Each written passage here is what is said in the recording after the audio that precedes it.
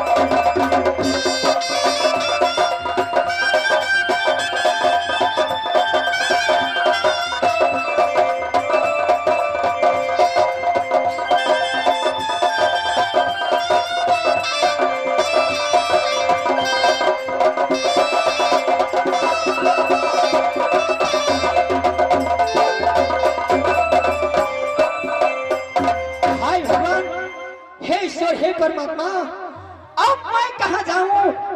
कहाँ तो सबसे पहले वो दिल्ली में जा रही हूँ। अगर दिल्ली को राजा वीर बलवान बहुत है, क्योंकि वही दिल्ली को राजा एक समय में यह बिहार को सुधार था, इसलिए कहीं ना मौका मिले, अगर उस राजा की हाथ से मेरी मंजिल में खा जाएंगे, अगर उसमें साथ में शादी होगा तो मैं जरूर पटवारी बन जाऊंगी। से चलिहा मैं भेल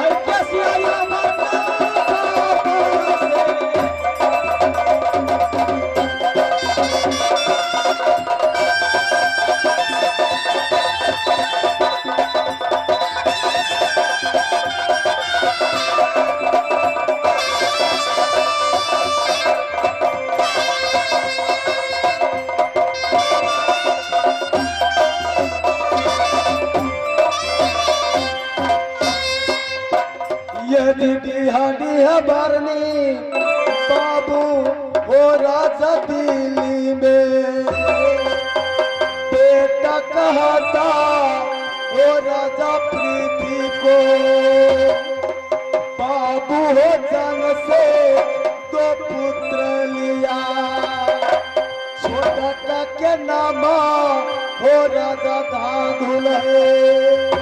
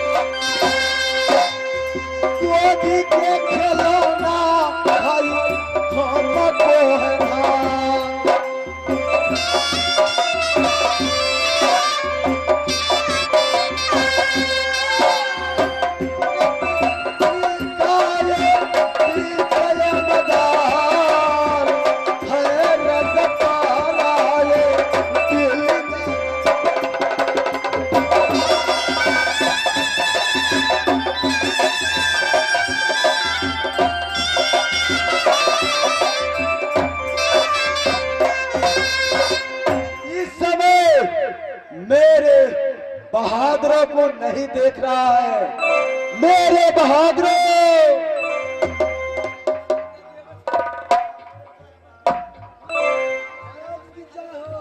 जय हो जय हो जय हो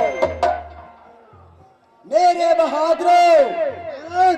कैसा समाचार है रात दिल्ली का? महाराज दिल्ली के समाचार बहुत अच्छा है महाराज। परजा सबको कुशल है ना? सब ठीक है महाराज। अब जो ड्यूटी देता है मैं ड्यूटी कर रहा है महाराज। क्यों नहीं मेरे बहादुरों? महाराज ठीक है, आप बैठिए बंगला को। इस समय गाने वाली को मंगाओ, गाने वाली को। ठीक है महाराज, ठीक है महाराज। बेतिया में फोन करो, बेतिया में। ठीक है, मैं गाना वाली को मैं बना देती है। मैं फोन करती है गाना वाली बेतिया वाली का, मैं फोन करके मैं बुलाती है।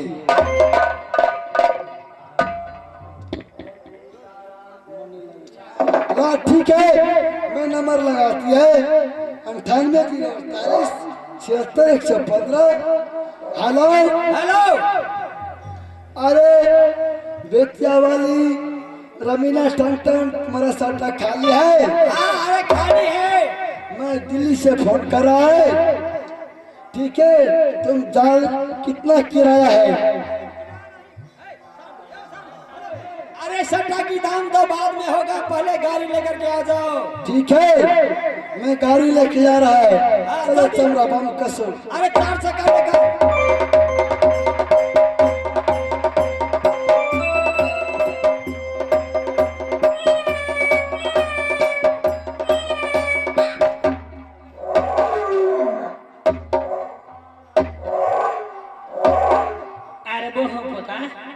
ऊंची ऊंची देखती तो नहीं है तो गिरा दिले ना, डांड में तो जोर पड़ गया। तुम्हारा हुचकी बुझाता है। गाड़ी में पंचर हो गया। तुम्हारा गाड़ी पंचर हो गया? ये जर्किन के वजह से है। अभी क्या करना पड़ेगा ये पहले बताइए। अरे सुनो, इसको तुम अपनी पंचर साट दो, फिर गाड़ी चलने लगेगी। हाँ, पंप मारना पड़ेगा। ठीक है, जल्दी पंचर बनाइए, जल्दी चलने की कोशिश करिए।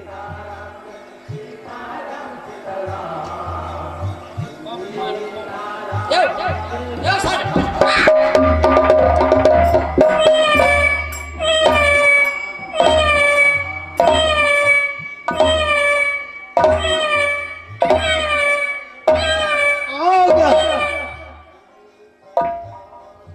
हो गई? थोड़ा हवा कम करना पड़ेगा, हवा ज्यादा हो गए। थोड़ा हवा निकालना पड़ेगा। हाँ हाँ, बेसी हवा हो गया। अभी इसके लिए तो भालपिन में लकड़ी डालना पड़ेगा ना। हाँ ठीक है।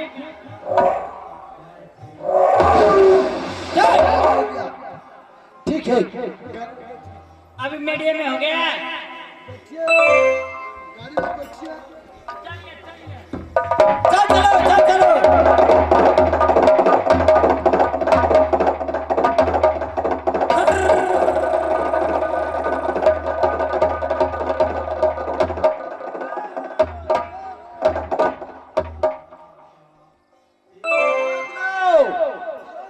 चला आया। अच्छा, तुम गाना जानती है? हाँ बाबूजी जानते हैं। तू अपना ढंग से हाँ गाना सुनाएगी, हाँ बाबू। तुम्हारे बख्शीश मिलेगा।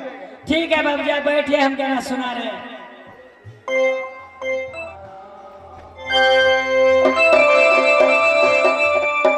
मेरे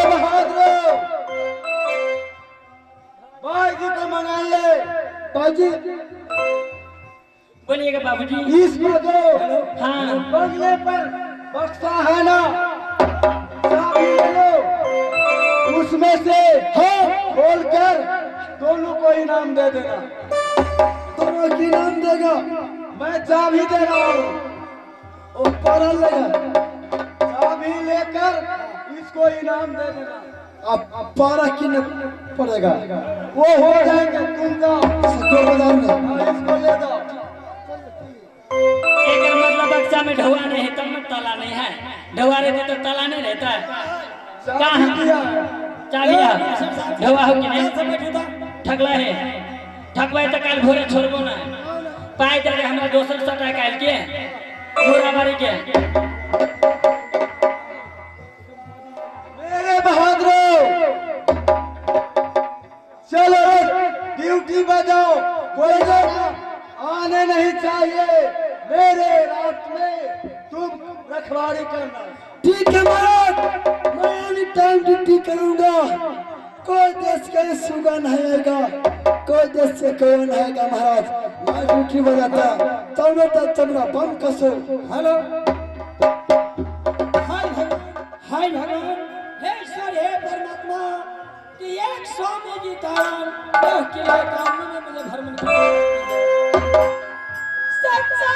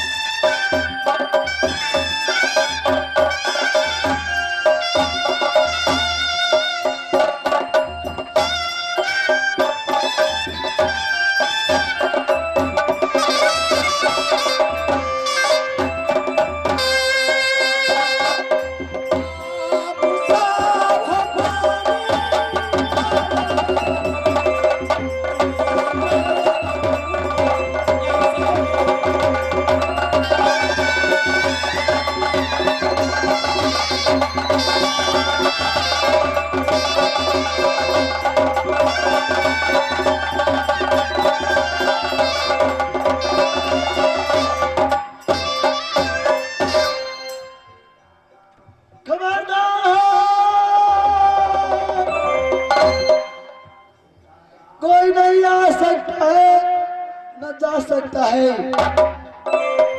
अरे सुनो रे मुर्गी चोट के नाती और मुर्गा चोट के पोता,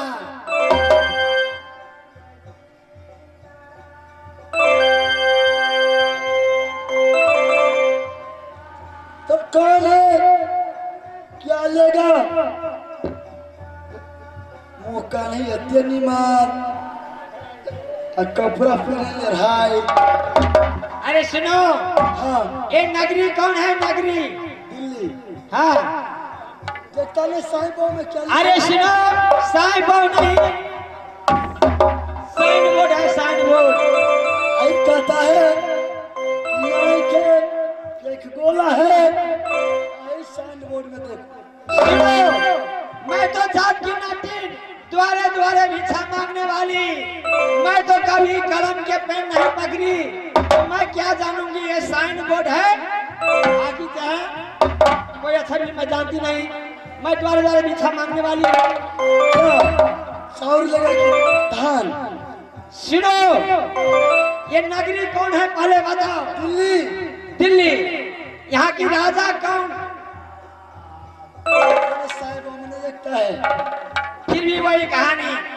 ये साइन बोर्ड, साइन बोर्ड बोलो, साइन बोर्ड बोलो।